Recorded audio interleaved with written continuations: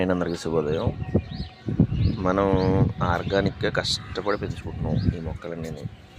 ఏ పురుగుల మందులు కొట్టకుండా దాన్ని కాపాడుకుంటూ మంచి ఆరోగ్యకరమైన వాతావరణంలో ఇవన్నీ పెంచుకుంటాం మనం. కాకపోతే చాలామంది ఆర్గానిక్గా పెంచుతున్నా కూడా దీన్ని తీసుకెళ్ళి వేపులు చేస్తున్నారండి. వాస్తవానికి నూనెలో మరిగించడం వల్ల రుచి పెరుగుతుంది కానీ పోషకాలు తగ్గిపోతాయి. ఇంకా మీరు ఆర్గానిక్గా పండించుకున్నప్పుడు ఇంట్లో చక్కగా చెట్లు వేసుకున్నప్పుడు మీరు ముద్ద కూరలు అంటే ఉడికించి కూరలు చేసుకోవడానికి ప్రయత్నం చేయండి. ఇంట్లో పోషకాలు చాలా ఎక్కువగా ఉంటాయి.